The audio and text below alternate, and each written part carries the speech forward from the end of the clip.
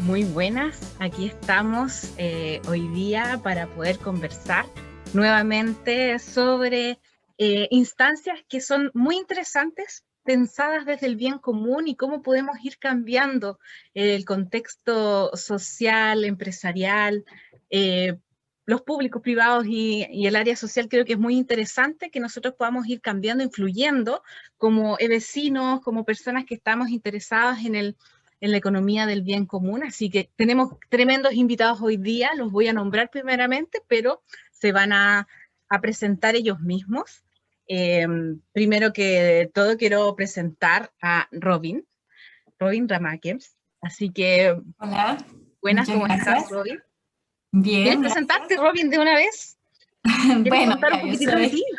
soy, sí, Robin Ramakers, soy holandesa, ya vivo más de 10 años aquí en Chile. Actualmente trabajo para una empresa que se llama EcoCert y me dedico a la certificación de comercio justo.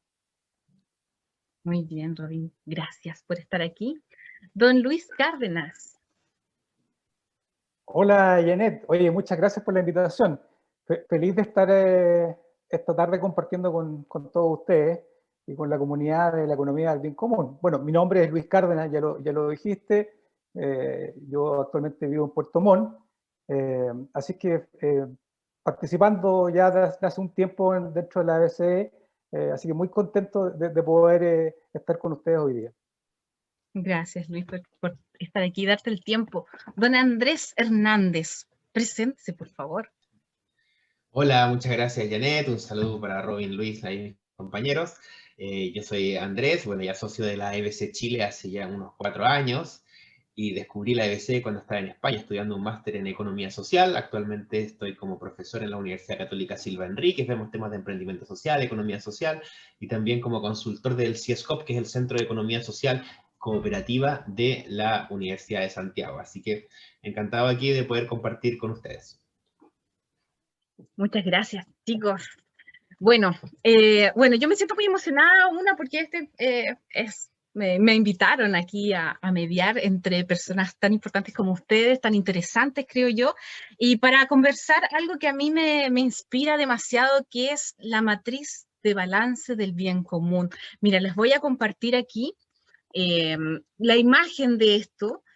Pero es una imagen simplemente lo que tenemos aquí en este lugar sobre una matriz que nos permite hacer una medición sobre cómo estamos influyendo en la economía, entendiendo que la economía es la administración de los recursos de un territorio, de un espacio, de una organización, pero basados en el bien común. Qué lindo es eso, que nosotros podamos decir, oye, no solamente me hace bien a mí o yo gano con esto, sino que también le hace bien al otro, al territorio, y generamos un pensamiento realmente que hable de sostenibilidad, o sea, que nos podamos mantener nosotros, pero siempre en bien del territorio y de las organizaciones, de las comunidades que nosotros estamos eh, administrando.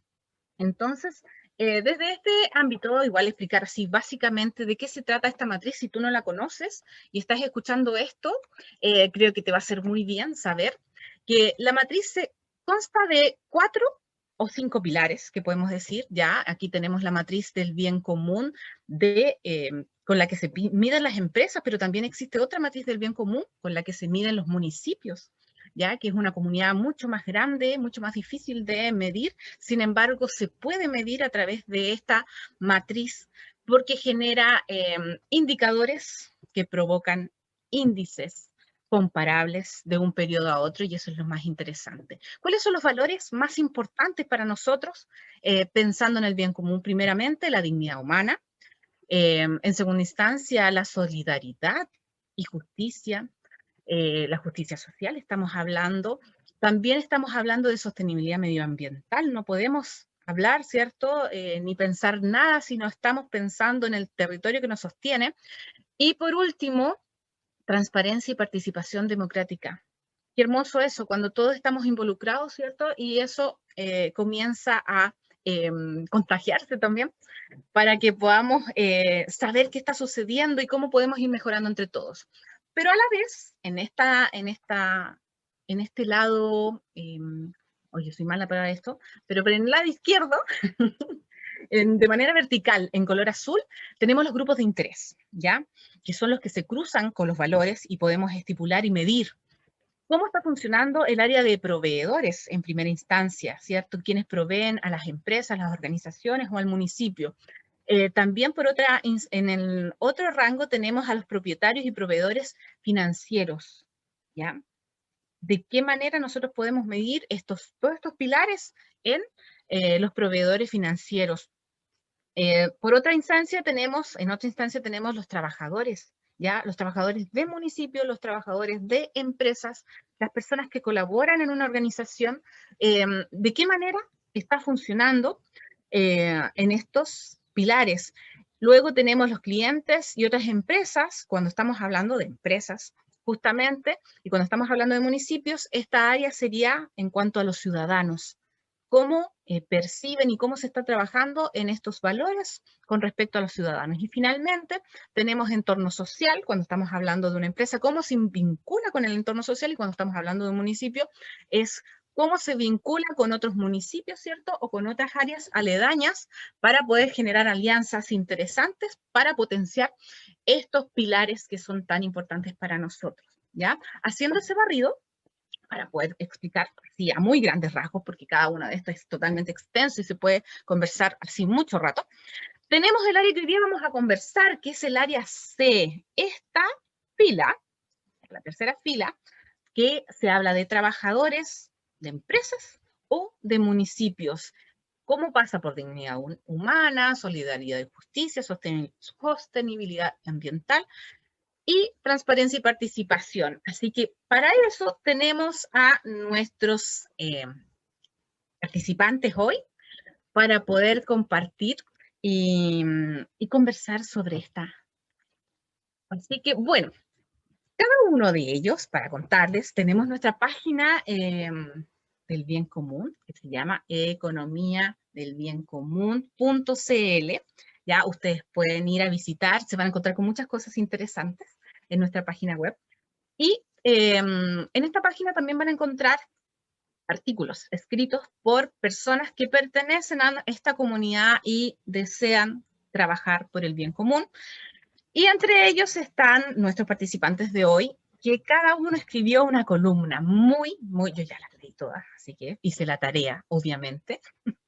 Así que bueno, con respecto a eso, para que nos hablen de su columna, ¿cierto? Y puedan desarrollar lo que ustedes quieran, chicos, les quiero hacer una pregunta a cada uno y me encantaría partir en este momento por Andrés.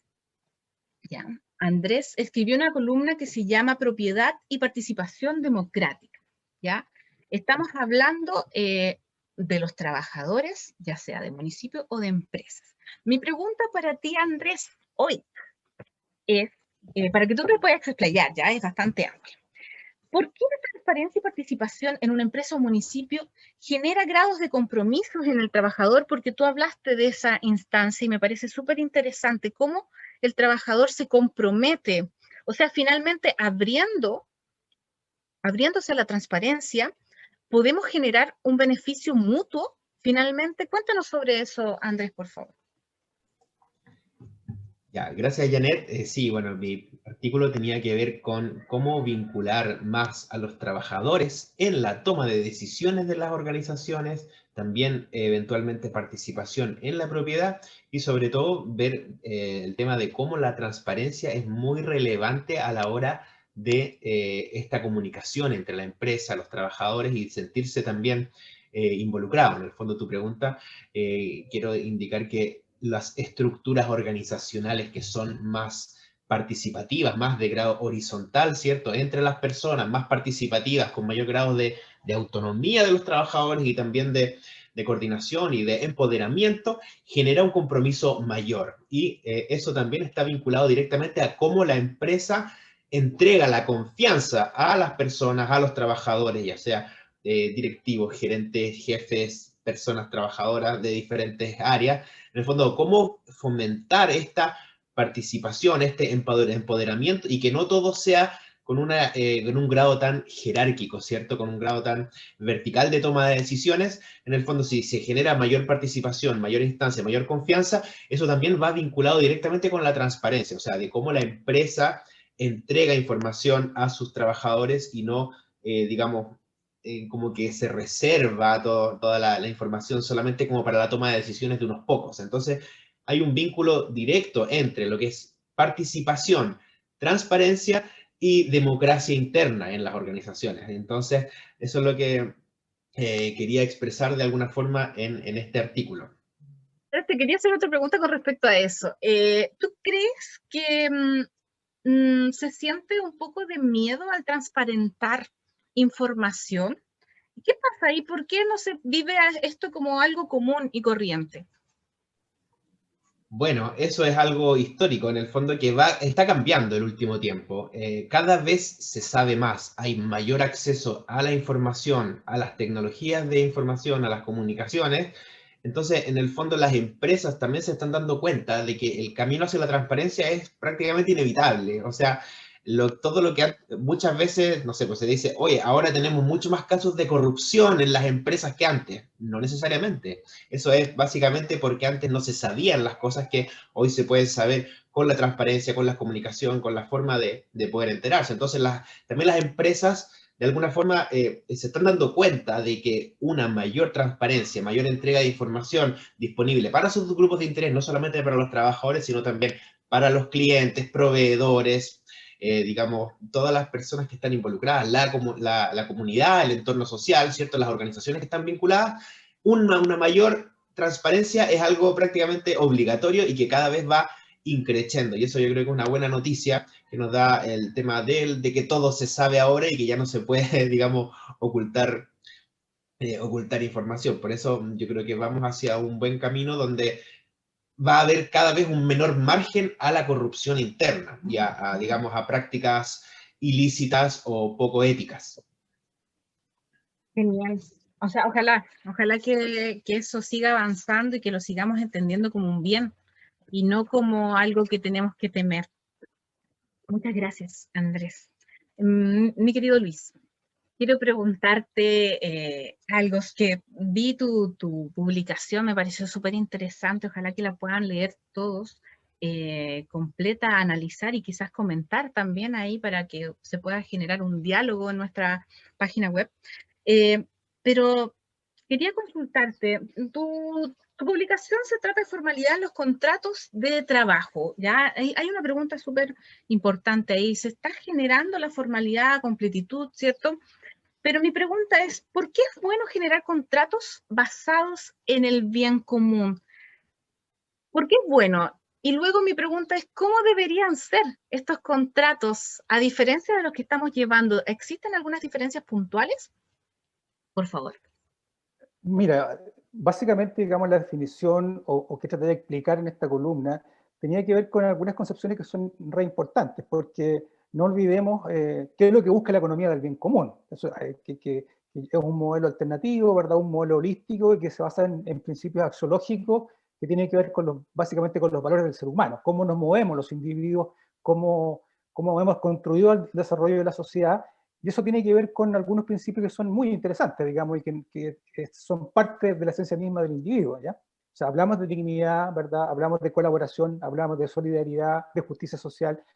Y si bien en el artículo se expresa esos elementos que están además definidos en instrumentos a nivel internacional como la OIT, muchas veces esas bajadas que también se aplican en nuestro Código Laboral chileno, tienen definiciones que son existentes, ¿verdad? Pero hay que profundizar sobre aquello.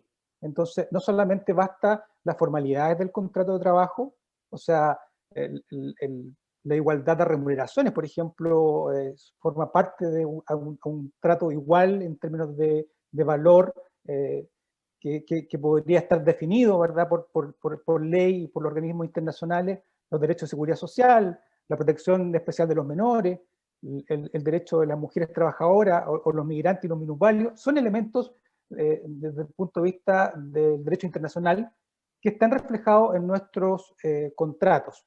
¿Ah? El tema es qué tan importante son estas inclusiones dentro de los contratos de trabajo que tenemos en Chile.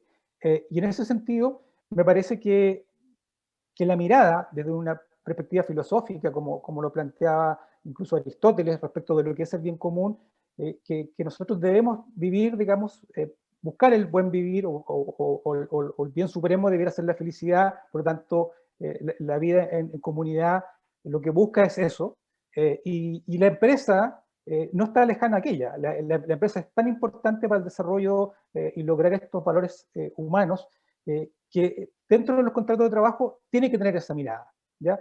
Y esa mirada tiene que ver con que las remuneraciones, por ejemplo, sean iguales entre hombres y mujeres, que las remuneraciones sean justas, que no existan grandes diferencias entre el que gana menos y el gerente general que puede ganar mucho más.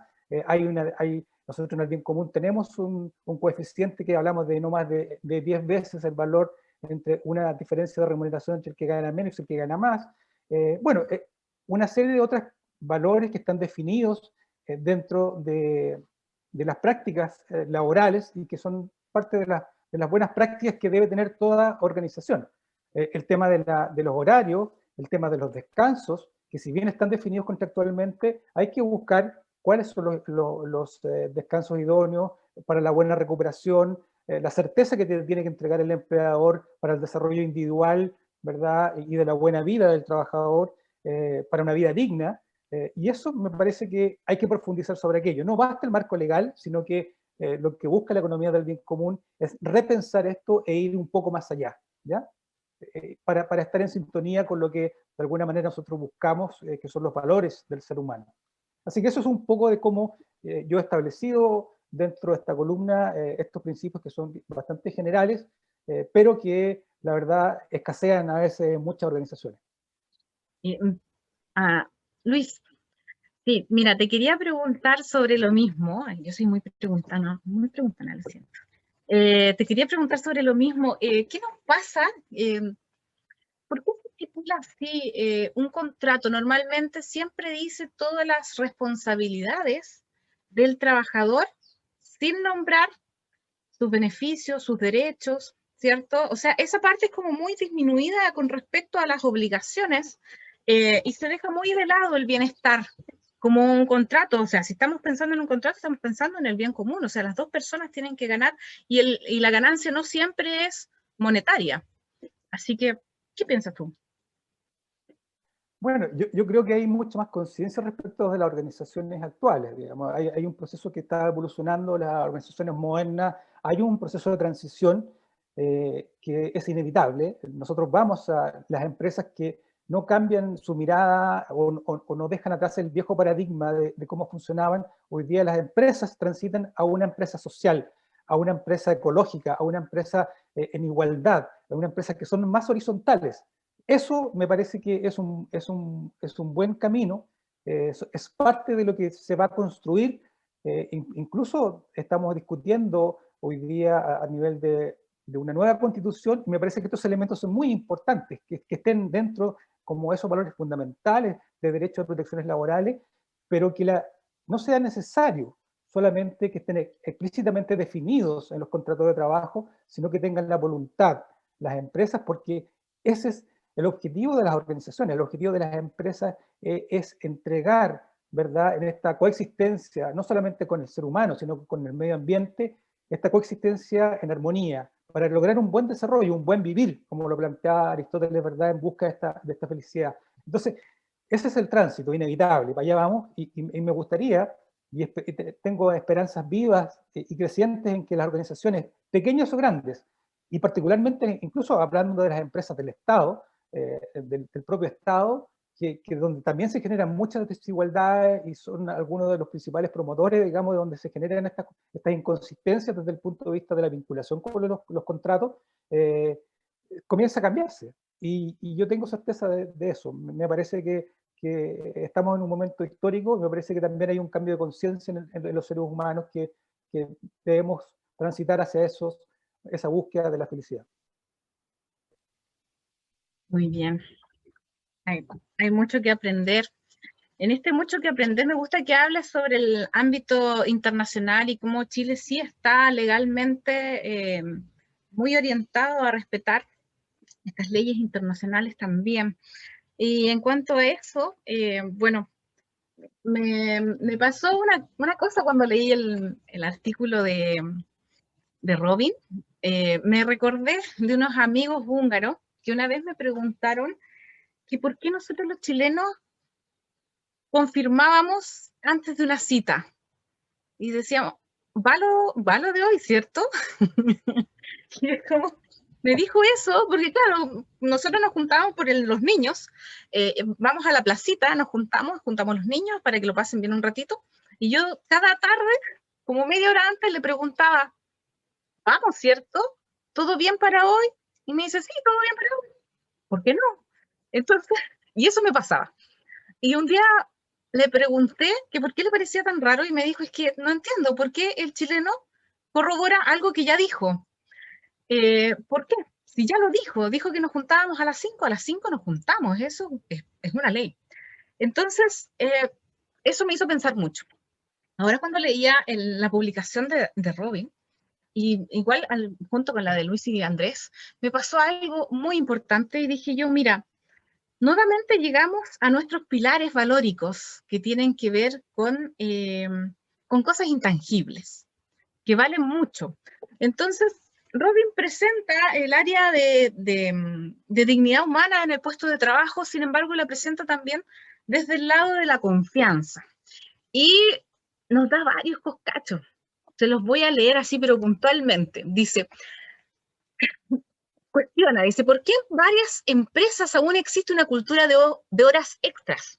Que más tiempo en el trabajo después del horario laboral es mejor visto. ¿Por qué necesitamos una ley para hacer posible tener una semana laboral de 40 horas? ¿Por qué es tan poco usual trabajar part-time? Entre otras cosas, dice, ¿por qué el sueldo mínimo en Chile es muy bajo en comparación al costo de vida? ¿Por qué aún hay empresas que temen una organización de representantes de los mismos trabajadores, los sindicatos? O sea, ¿por qué en muchos casos los trabajadores deben marcar la entrada y salida con huella? Y el Estado, que debería ser, ¿cierto?, el mejor ejemplo, tiene la mayor parte de su personal boleteando, ¿cierto? También se tuvieron que hacer leyes para poder regularizar este sistema. La confianza. ¿Por qué desconfiamos tanto de nosotros mismos?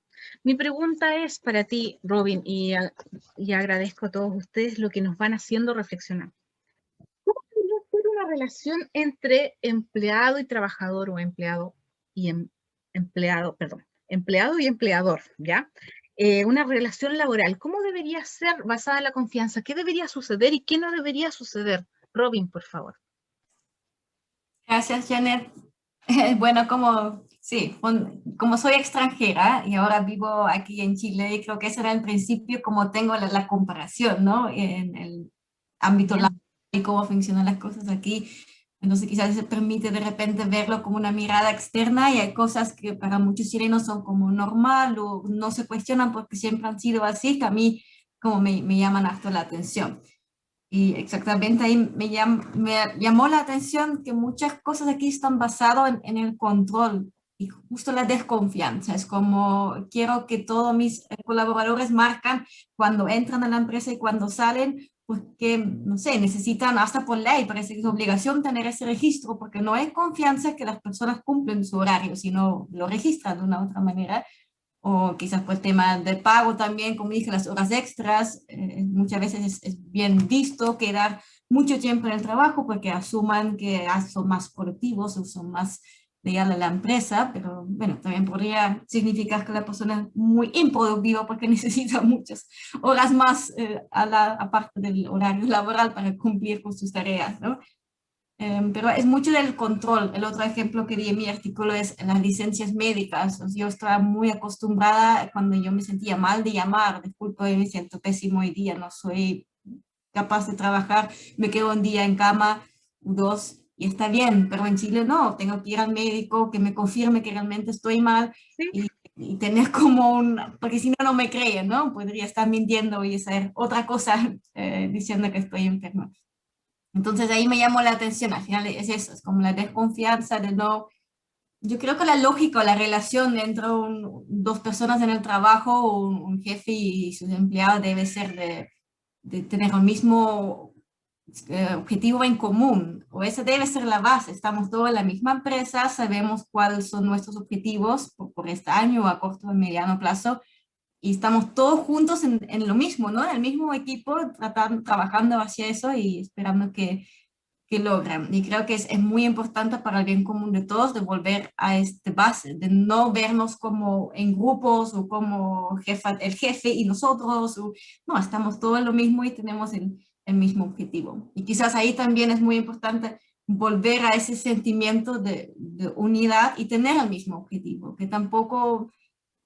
creo que va en contra el bienestar y quizás la dignidad si yo solo voy al trabajo para recibir un sueldo, pero en verdad no me importa nada lo que hago ahí. Creo que entonces uno no está en el lugar correcto. Ahí no está bien. No es una situación digna si no tengo ganas de estar en un lugar, no me importa lo que hago.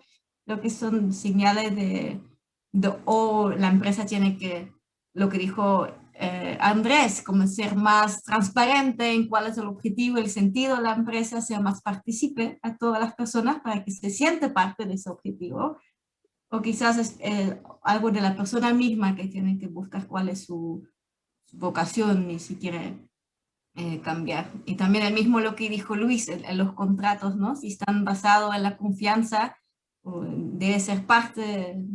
Los contratos limitan o ponen la cancha al final de las reglas laborales y cuáles son las condiciones de trabajo. Entonces, mucho parte también ahí en el tema del horario, por ejemplo, y la confianza que hay en, bueno, definir el objetivo y la confianza que estamos todos en lo mismo para ir hacia allá. No sé si me logro explicar. Sí, muy bien. Robin, una pregunta para que tú nos puedas explicar, que bien lo explicas en tu publicación. ¿Cómo unificas la dignidad humana con la confianza? Sí, pues yo siento en una relación de desconfianza, hay como vuelvan muchas prácticas que van en contra de la dignidad. Por ejemplo, el control, como si yo no te creo y te quiero controlar en todo, eso apunta en contra de la dignidad. Claro, que si vas a partir de la persona me debe estar engañando o mintiendo, y creo que en base de esos prejuicios uno no puede construir una buena relación en dignidad y respeto a la otra persona. Creo que Muy dignidad bien. va muy de la mano y creo que no puedes respetar a alguien que no confías. Así es, Robin. Gracias por tu aporte. Creo que vamos aprendiendo todos de todos. O sea, para mí es súper interesante y siento que los temas se van enlazando totalmente, lo que dice Robin, con lo que dice Andrés, lo que dice Luis. Me parece, yo creo que es primordial también hablar de las buenas prácticas en los ámbitos que ustedes están proponiendo. Me encantaría saber si, Luis, tienes algún ejemplo de estos contratos o de estas formas, porque si bien, cómo vamos perfeccionándonos en el tema de la contratación, porque si bien lo que dice Robin también, y a base de lo que dice Andrés, finalmente los contratos nacieron porque la palabra dejó de funcionar en algún momento, ¿cierto? ¿Se acuerdan que antes era palabra de honor? Y lo que se decía, se hacía. ¿Cómo nos vamos volviendo a que nuestra palabra valga y que también esa palabra no vaya a dañar al otro en ninguna instancia?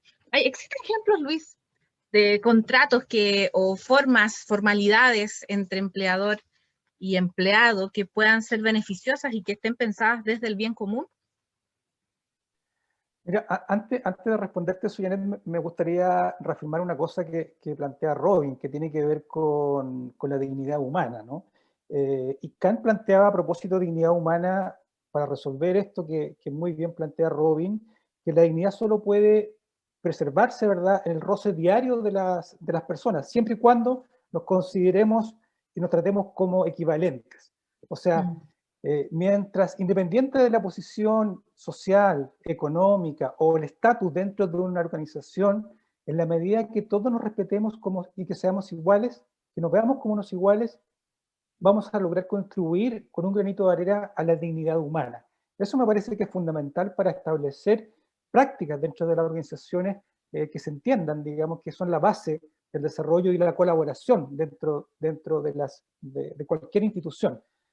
Y por lo tanto, desde esa perspectiva, existen organizaciones, no tan solo compañías grandes, multinacionales, sino que también empresas pequeñas que han logrado desarrollar prácticas que me parecen que van en la línea correcta. Cuando hoy día hablamos, por ejemplo, de multiculturalidad, qué importante es con los procesos de migración que están ocurriendo en todo el mundo, en que nuestras compañías, incluso que están definidos por ley, la cantidad de personas extranjeras que tú puedas tener, que eso también se pueda modificar, ¿verdad? Porque necesariamente existen compañías que han desarrollado estas formas de práctica en la inclusión. ¿Cómo incluimos a las personas migrantes? ¿Cómo los tratamos? ¿Cómo los incorporamos? A veces no hablando nuestra lengua. ¿Y cómo generamos este proceso de participación de estas personas? Yo conozco algunas organizaciones que han traído gente que son migrantes, lo han incorporado a las organizaciones, le han entregado durante 6 o 7 meses, por ejemplo, casa, le han entregado comida, y aparte de eso lo han integrado en planes especiales dentro para aprender a hablar bien la lengua, ¿verdad?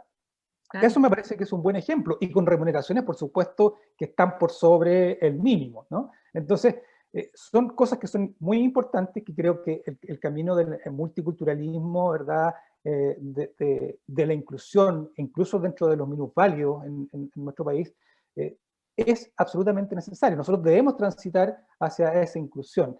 El concepto de la flexibilidad laboral, o sea, nosotros tenemos una legislación, como bien lo planteaba Robin a veces, donde nos preguntamos, bueno, hay materias que son de confianza, y ella muy bien lo ejemplificaba.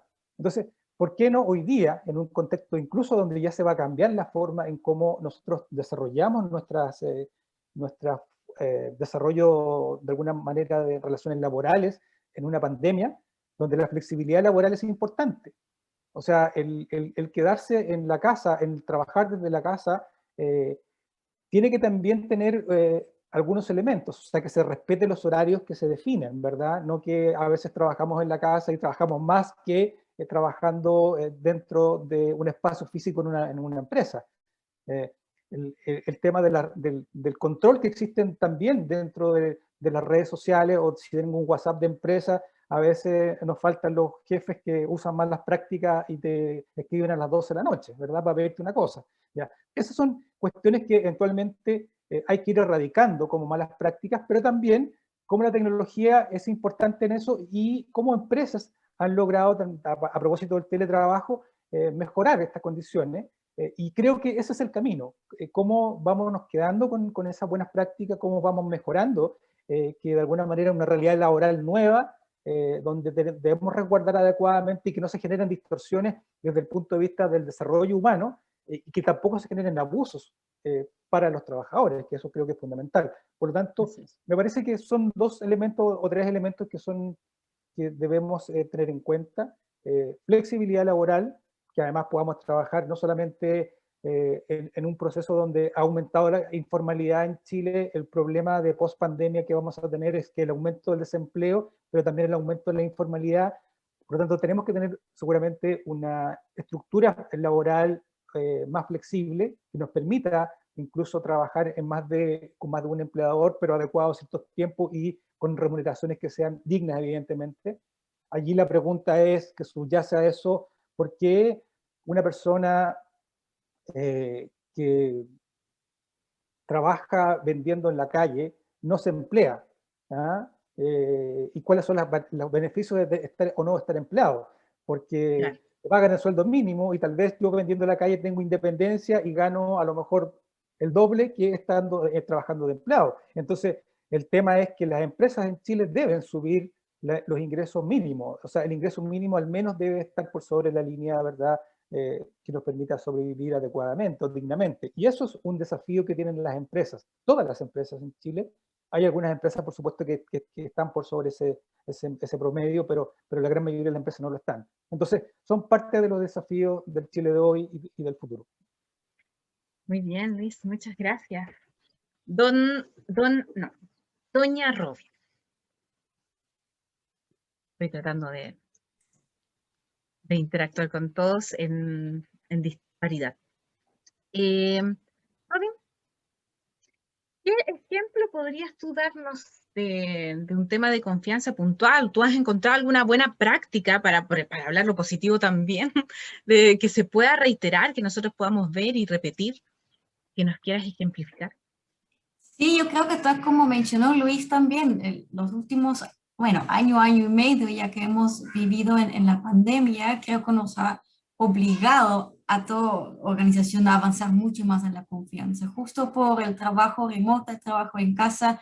Ya no vamos todo al mismo lugar, ya no vemos directo qué está haciendo la otra persona o qué horario está trabajando.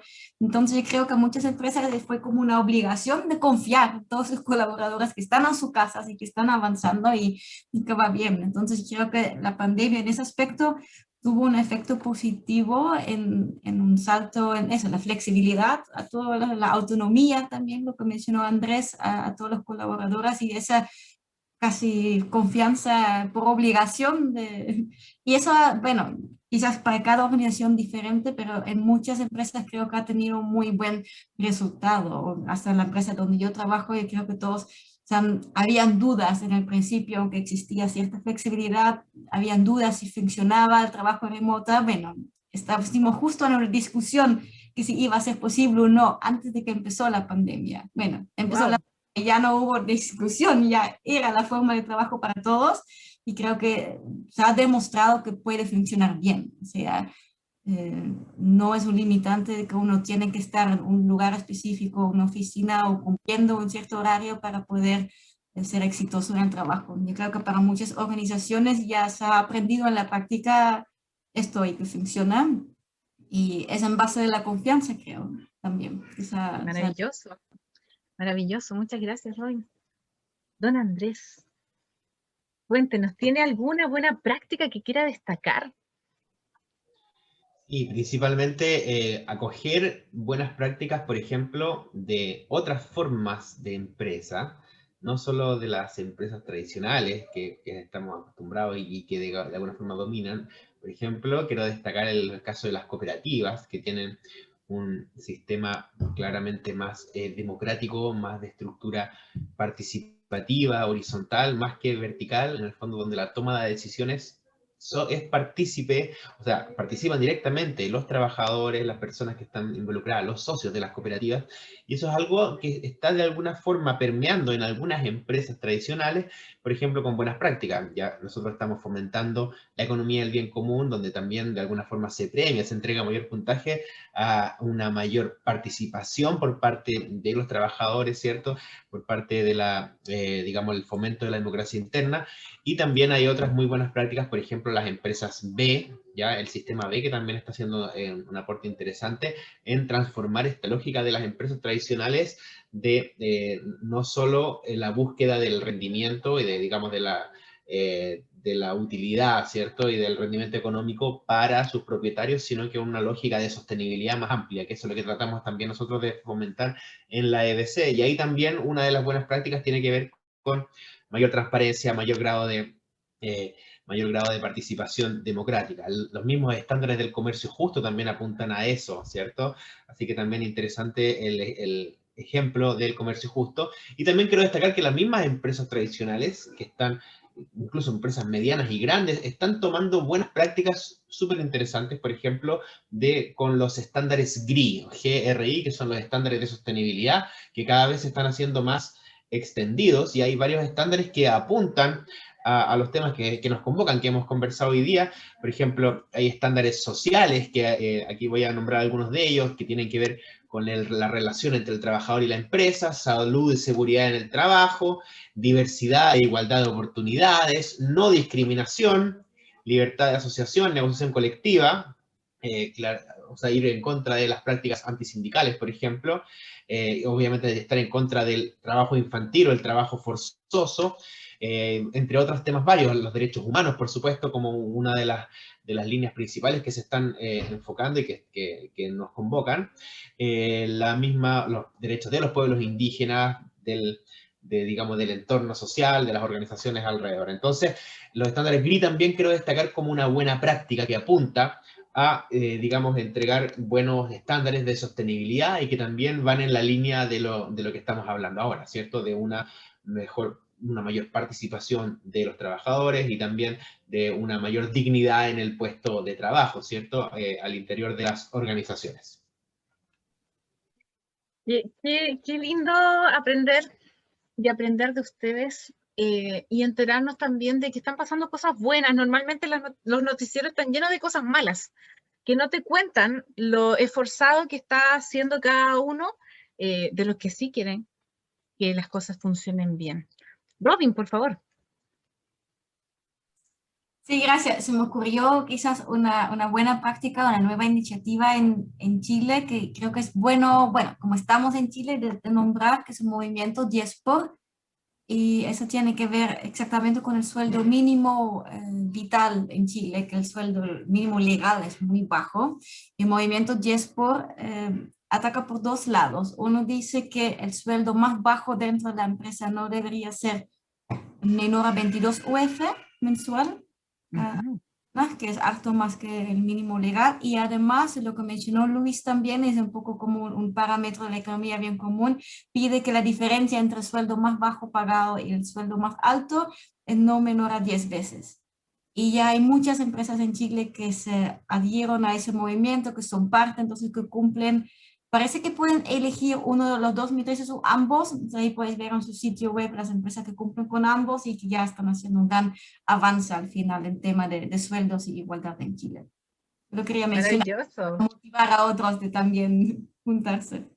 Muy bien, muy bien. Cada vez vamos a hacer un noticiero, ¿ah? Vamos a hacer un noticiero de todas las buenas prácticas, ¿cierto, Andrés?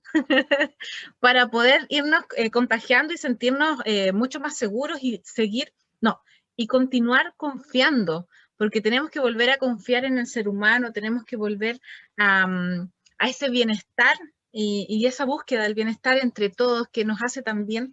Así que maravilloso, chicos. Esta ronda es para despedirnos, así que por favor vamos a empezar con Andrés para que diga unas palabritas para despedirnos, porque ya se nos hizo nada el tiempo y nos pasamos. Sí, me gustó la idea del noticiero. Yo puedo poner la música en vivo también, ahí como Muy bien. para amenizar. Se armó, se armó.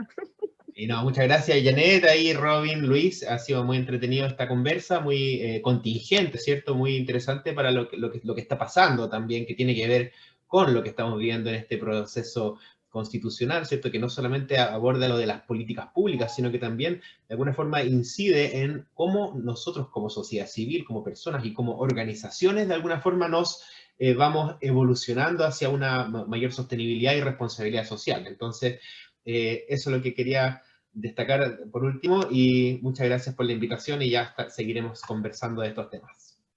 Esto continuará, continuará. Muchas gracias, Andrés. Por favor, Robin. Sí, muchas gracias, Janet, por toda la moderación y dar un poco más de estructura de repente a nuestros pensamientos y la conversa. Gracias también, Andrés, Luis, por la participación y eso, que la economía bien común siga creciendo, que se haga más conocido, y espero que en medio de esa conversa hemos ya motivado a algunas personas más que quieren aprender más sobre la economía bien común. No duden en visitar la página, a conocer más, escribirnos directo también si quieren. Aquí estamos felices de enseñar, de dar a conocer y que crezca, que vamos por esa economía en base al bien común. Maravilloso, gracias, Robin, por estar aquí. Don Luis. Oye, muchas gracias, Janet y a Ro y a Andrés por haber participado en esta conversación que me parece que nos acerca mucho en lo que queremos en la economía del bien común. De alguna manera trascender con nuevas formas de ver, de desarrollarnos como personas, como sociedad, Y eso creo que es muy relevante en el momento histórico que vivimos en nuestro país, y me parece de toda justicia que la economía del bien común siga en esa senda, porque más allá de cualquier otra alternativa, nosotros somos un modelo económico alternativo y que buscamos, a través de los valores humanos, desarrollar, buscar a través de la sostenibilidad, no solamente desde el punto de vista de la economía, ¿verdad?, sino que particularmente desde el punto de vista medioambiental, cómo nos sostenemos como sociedad para construir, evidentemente, un país mucho más justo, mucho más igualitario, mucho más fraterno, que es lo que aspiramos en un Chile que comienza a nacer nuevamente, y que esperamos que todas estas prácticas, tanto en las organizaciones públicas como privadas, puedan atreverse e incluirlas de manera formal,